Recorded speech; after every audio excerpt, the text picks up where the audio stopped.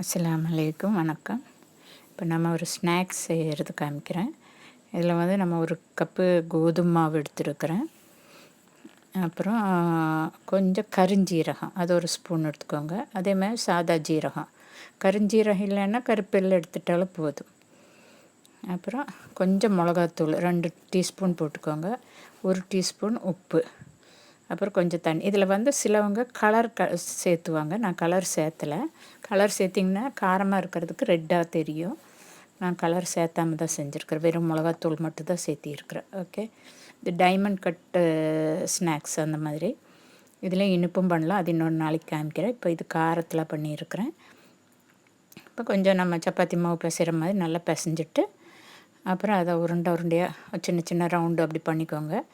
பண்ணிவிட்டு அதை வந்து நம்ம சப்பாத்திக்கு மாவு தேய்க்கிற மாதிரி நல்லா அந்த வட்டமாக தேய்ச்சி வச்சுக்கோங்க.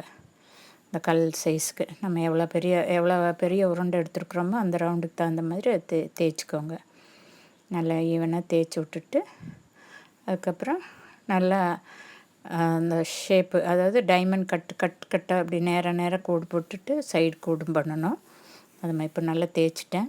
சப்ஸ்கிரைப் பண்ணாதவங்க ப்ளீஸ் சப்ஸ்கிரைப் பண்ணுங்கள்.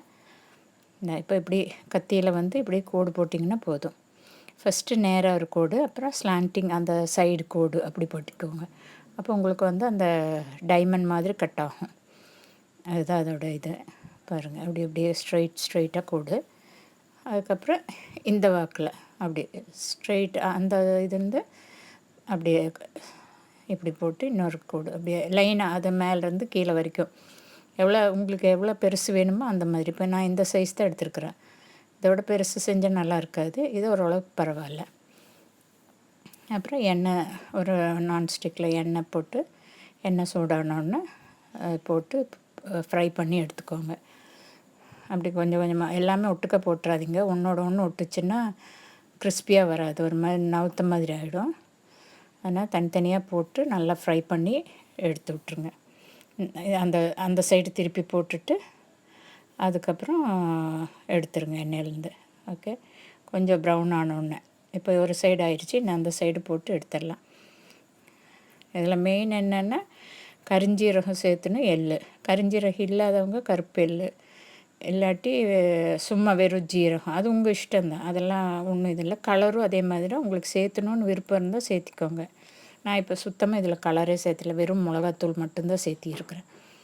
மிளகாத்தூள் மட்டும் சேர்த்துனாலும் போதும். ஓகே, இப்போ பாருங்கள், வடிகட்டிட்டு எடுத்துடலாம்.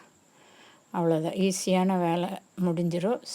குழந்தைகளுக்கு இந்த ஸ்கூல் லீவில் ஏதாவது ஸ்நாக்ஸ் செஞ்சு வச்சோம்னா, இந்த மாதிரி செஞ்சோம்னா அவங்க வீட்டில் உட்காந்து சாப்பிட்டுக்கலாம். வெளியில் வாங்குறத விட இது நல்லாயிருக்கும்.